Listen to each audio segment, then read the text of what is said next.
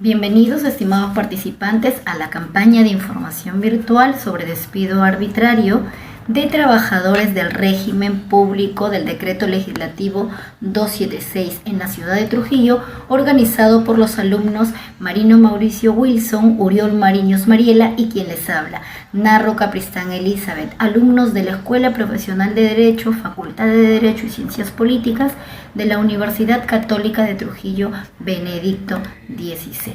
Si hablamos de cuál es el régimen laboral 276, tiene en este caso por objeto permitir la incorporación de personal idóneo, garantizar su permanencia, asegurar su desarrollo y promover su realización personal en el desempeño del servicio público. Se expresa en una estructura que permite la ubicación de los servidores públicos según calificaciones y méritos. Dentro de ello, a continuación, hablaremos un poco acerca de la situación de los trabajadores del régimen laboral 276. Actualmente en nuestra legislación los trabajadores pueden laborar para el sector público o privado. Dentro de estos sectores pueden encontrarse en el régimen de la actividad privada, el Decreto Legislativo 728, el régimen de la carrera administrativa, que es el Decreto Legislativo 276, o régimen CAS, o contrato administrativo de servicios, que es el Decreto Legislativo 1057. Si bien los beneficios laborales que se dan entre dichos regímenes tienen variaciones particulares, la regla general es que estos sean reconocidos y cumplidos conforme a la legislación correspondiente a cada uno de ellos. Además, lo indicado, dentro de ello los trabajadores gozan de cierta seguridad jurídica debido a que la norma constitucional y legal también establece las causales y el procedimiento para la desvinculación en la institución que laboran, ya sea dentro del sector público o del sector privado. En caso contrario, estaríamos ante un despido arbitrario, injustificado o incausado, ante el cual dicho colaborador tiene la opción de solicitar la indemnización o la reposición, que en este caso sería la reinserción al puesto laboral. Sin embargo, para el sector público, el Tribunal Constitucional y la Corte Suprema han establecido diversos requisitos contemplados en los precedentes de observancia obligatoria cuando se trate de la solicitud ante el Poder Judicial de la reposición a un puesto laboral de la carrera administrativa, Decreto Legislativo 276, siendo el primero de ellos el famoso precedente Huatuco recaído en el expediente 05057 2013 PAT. Les voy a mencionar un poco de esta historia. Dentro de los antecedentes se da con la demanda de la señora Rosalía Huatuco, donde interpone demanda en la segunda sala mixta de Huancayo por acción de amparo contra el Poder Judicial, donde ella solicita la reincorporación laboral en el puesto que venía desempeñando como secretaria judicial y los costos del proceso. Bien, en este caso se manifiesta que prestó servicio desde el 1 de julio del año 2010 hasta el 15 de noviembre del año 2011, porque solo podía ser despedida por una causa previa en la ley, previo procedimiento establecido en el artículo 31 del Decreto Supremo número 00397, donde alega la vulneración de su derecho al trabajo, a la protección adecuada contra el despido arbitrario y al debido proceso. Asimismo, el 2 de junio del 2015, el Tribunal Constitucional en adelante publicó en su portal electrónico la sentencia recaída en el expediente 05057-2013 PATC, calificándola como precedente vinculante, a través del cual establece determinados criterios que deberán tener en consideración los jueces al momento de resolver demandas interpuestas por trabajadores públicos despedidos cuando estos soliciten ser repuestos en su empleo por corresponderles un contrato de trabajo a plazo indeterminado correspondiente al régimen laboral. Dicho así, nos haremos una pregunta: ¿qué pasaba con el régimen de la carrera administrativa? Aquí es donde aparece el precedente Huatuco, donde establece en los considerandos 18 y 21 los requisitos que deben aplicarse a los procesos de reposición, como obtención de una plaza presupuestada, de una vacante a tiempo indeterminado, mediante concurso público, ya sea que se encuentren en trámite, otorgándoles un plazo para adecuar su demanda, así como a los nuevos fundamentándose en la meritocracia, presupuesto público, entre otros conceptos.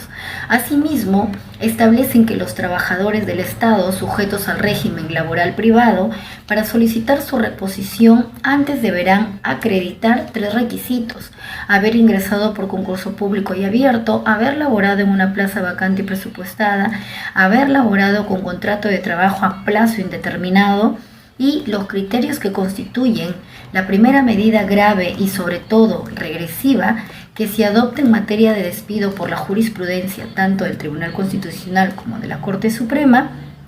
Se puede decir en este caso que actualmente la demanda de reposición laboral procede en caso de que se trate un puesto laboral de la carrera administrativa cuando se cumplan los requisitos detallados en el precedente Huátuco, plaza presupuestada, vacante a tiempo indeterminado y haber accedido mediante concurso. Por último, podemos indicar y hacernos una pregunta de que la aplicación inmediata de los criterios establecidos en el precedente vinculante Huátuco favorece o perjudican a este tipo de trabajadores.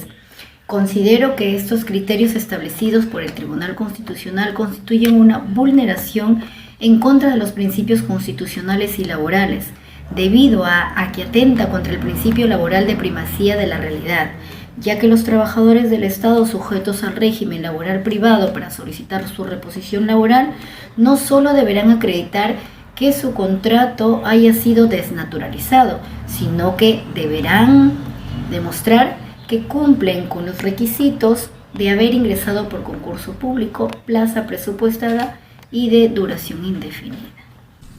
¿Qué es el Decreto Ley 276? Es la ley de base de la carrera administrativa y de remuneraciones del sector público. Esta norma está organizada en 2 títulos, ¿no?, y disposiciones complementarias. El primer título es de la carrera administrativa, que abarca 7 capítulos, ¿no? El primer capítulo de la estructura, el segundo capítulo del ingreso a la carrera, el tercer capítulo del ascenso a la carrera, el cuarto capítulo de la obligación, prohibiciones y derechos, quinto capítulo del régimen disciplinario, sexto capítulo de término de la carrera y capítulo 7 que ha sido derogado. En el título 2 del Sistema Único de Remuneraciones vamos a encontrar al capítulo 1, Bases del Sistema, capítulo 2, Haber Básico, el capítulo 3 sobre las bonificaciones y el capítulo 4 sobre los beneficios. Surge una pregunta, ¿no? ¿Qué es la carrera administrativa? Entonces, yendo a la norma, vamos a decir que es un conjunto de normas procesales que van a regular el ingreso, los derechos y los deberes de cada uno de los trabajadores, ¿no?, que les corresponde en este caso a los servidores públicos. Otra pregunta que surge es ¿cómo se incorporan a la carrera los actuales servidores? Entonces podemos decir que los servidores en actual servicio serán incorporados a la carrera en un proceso gradual, tomando en cuenta los siguientes factores: los títulos adquiridos, los estudios realizados, la experiencia reconocida, la evaluación de las actividades laborales, el cargo que desempeña y el tiempo de servicio al Estado. Por otro lado, también surge la siguiente pregunta: ¿a quién comprende la ley? Y esto sí es importante que cada uno de nosotros conozcamos, ¿no?, quiénes están dentro de este marco normativo legal. Entonces acá decimos que están comprendidos completamente los servidores permanentes de ministerios, municipalidades, entidades públicas, corporaciones, poderes del Estado, universidades y otros, ¿no? ¿Y quiénes no están comprendidos en esta norma? No están comprendidos los miembros de las fuerzas políticas y armadas, trabajadores de la empresa, del Estado. ¿Cómo se ingresa a la carrera? El ingreso será por el nivel inicial de cada grupo ocupacional, de acuerdo a las vacantes establecidas en el presupuesto, ¿no? Podemos ingresar como auxiliares, como técnicos o como profesionales, ¿no?, teniendo en cuenta el grado ocupacional de cada uno de ellos. ¿Cuáles son esos requisitos? Los requisitos es, primero, ser ciudadano peruano en ejercicio, acreditar buena conducta, buena salud comprobada, reunir los atributos propios del respectivo grupo ocupacional según el artículo 9, presentarse y ser aprobado en el concurso de admisión y los demás que señala la ley. Importante también conocer cuáles son nuestras obligaciones, ¿no?, como trabajadores de este régimen 276. Entonces acá nos dice que debemos de cumplir personal y diligentemente los deberes del servicio, salvaguardar los intereses del Estado y utilizar bien sus recursos, concurrir puntualmente y observar los horarios, conocer las labores del cargo y capacitarse. Importante es que conozcamos que nosotros debemos dar buen trato y lealtad hacia el público, los superiores y compañeros. Reservarnos en los asuntos que revistan tal carácter, ¿no? Informar a la superioridad de los actos delictivos o de inmoralidad contenidos en el ejercicio de la función, las demás que señale la ley o reglamentos. Pero también es importante conocer nuestros derechos dentro de la 276. Entonces nos dice que uno de los derechos es hacer carrera en base al mérito, sin discriminación, gozar de estabilidad, cese o destitución solo por causas previstas en la ley y de acuerdo a los procedimientos establecidos, percibir remuneraciones que correspondan a su nivel, 30 días de vacaciones anuales o remuneradas, salvo acumulación convencional de hasta 2 periodos, hacer uso de permisos o licencias, obtener préstamos administrativos, no ser trasladados a entidades distintas sin su consentimiento, gozar al término de la carrera de pensión, reincorporarse a la carrera pública al término del desempeño de cargos electivos o de confianza, ejercer docencia universitaria sin ausentarse del servicio más de 6 horas semanales, recibir menciones distintivas y condecoraciones de acuerdo a los méritos personales, reclamar de las decisiones que afectan sus derechos, acumular a su tiempo de servicios hasta 4 años de estudios universitarios. Importante, es un derecho también de constituir sindicatos, hacer uso de huelgas y los demás que señalen las normas, ¿no?, o la ley misma o los reglamentos. Entonces debemos tener en cuenta que los derechos reconocidos a los servidores por la ley son irrenunciables. Toda estipulación contraria es nula. Por otro lado, importante también citar las sanciones, las faltas y sanciones que contempla el Decreto Supremo 05-90 PCM, que es el reglamento de la 276. Citamos al artículo 150 donde dice o prescribe, ¿no?, que se considera falta disciplinaria a toda acción u omisión voluntaria o no que contravenga las obligaciones, prohibiciones y demás normatividad específica sobre los deberes de servidores y funcionarios. El artículo 154 dice que la aplicación de las sanciones se hace teniendo en consideración la gravedad de la falta. Para aplicar la sanción a que hubiere lugar, la autoridad respectiva tomará en cuenta además la reincidencia o reiteración del autor o autores, el nivel de carrera y la situación jerárquica del autor o autores.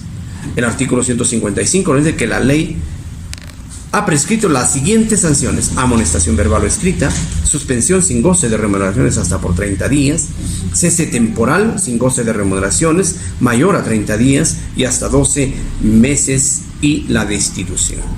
Pero todo esto se va a enmarcar dentro de un debido proceso. Se tiene que seguir todo un procedimiento, ¿no?, que va a establecer para estos casos la comisión de procesos administrativos.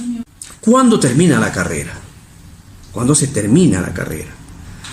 Entonces aquí tenemos que citar al artículo 182 del Decreto Supremo 05-90, que procede, nos dice, cuando hay un fallecimiento del trabajador, cuando esto renuncia, ¿no?, cuando hay un cese definitivo por límite de edad, que son los 70 años, ¿no?, o en otro caso puede darse cuando pierda la nacionalidad, incapacidad permanente físico-mental, ineficiencia o ineptitud comprobada.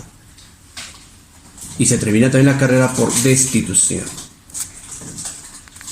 Continuando con la exposición, voy a tocar el tema sobre las normas e instituciones que protegen a los trabajadores del despido arbitrario. Cabe resaltar que el acto que origina el despido arbitrario, ya sea de forma justificada o injustificada, es la propia decisión del empleador, ¿no? La estabilidad laboral, que aunque mínimamente es reconocida por el ordenamiento peruano, su defensa se ha basado siempre bajo la vía jurisprudencial, ¿no? Y es necesario escudriñar a la luz de la legislación interna y del derecho internacional los alcances de la estabilidad del empleo con el propósito de definir las obligaciones que emanan del Estado. La protección adecuada frente al despido arbitrario se da, pues, el despido como una institución causal que bajo el principio de tipicidad representa una de las manifestaciones o concreciones del principio de legalidad, ¿no? Esta razón, pues, lleva a la inadmisibilidad del despido, que básicamente obedece a una causa justa tipificada por ley, ¿no? Cuando la conservación de un proceso de trabajo es conculcado por un acto desprovisto de juridicidad, es viciado de inconstitucionalidad. El Protocolo de San Salvador de 1988 nos impone como obligación que en casos de despido arbitrario injustificado, el trabajador tenga derecho a una reposición, a una indemnización o a la readmisión en el empleo. Y se exige el reconocimiento de la estabilidad laboral de salida absoluta o relativa. La primera ocasiona la ineficacia del despido, garantizando la reincorporación a su puesto de trabajo, mientras que la segunda brinda protección contra el despido arbitrario sin llegar a asegurar la reincorporación del trabajador a su puesto de trabajo. El derecho al trabajo y la protección contra el despido arbitrario, según el artículo 22 de la Constitución Política del Perú, nos dice que es relativo al derecho al trabajo y proyecta necesariamente sus efectos sobre la interpretación del artículo 27, donde nos dice que el trabajador otorga una adecuada protección contra el despido arbitrario.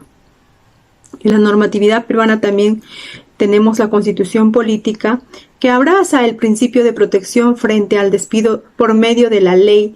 En efecto, la ley es la que determina los alcances de la protección, traduciéndola en el pago de una indemnización como una reparación por el daño causado al trabajador. También tenemos que el Tribunal Constitucional ha dotado de contenido al principio de protección contra el despido arbitrario, otorgando a los trabajadores la potestad en forma excluyente de optar por el pago de una indemnización, la cual se configura como una protección adecuada cuando el trabajador, quien considere que con ella se le ha reparado el daño ocasionado o por la reposición laboral, como un principio protector, ¿no? Lo que se busca acá es que se ampare la situación de precariedad de aquellos trabajadores que en forma intempestiva han dejado de percibir su remuneración a causa de un acto de despido arbitrario por parte del empleador. La Constitución Política del Perú garantiza una protección adecuada contra el despido arbitrario. Y también tenemos que el despido de un trabajador sujeto al régimen de la actividad privada que labore 4 o más horas diarias para un mismo empleador, es indispensable la existencia de causa justa contemplada en la ley y debidamente comprobada bajo la ley de la productividad y competitividad laboral en el artículo 22 específicamente. Tenemos como conclusiones que nuestro ordenamiento jurídico laboral consagra actualmente un sistema de libre despido, atenuando tanto por la exigencia de un plazo de preaviso como por la existencia de la indemnización por años de servicios, la cual normalmente encarece el despido. Salvo acuerdo de las partes, en contrario y a menos que el despido de que se trate que sea judicialmente declarado como injustificado, indebido o improcedente, solo procede el pago de la indemnización sustitutiva del preaviso y de la indemnización por años de servicio en caso de que la desvinculación laboral se produzca por necesidad de la empresa o por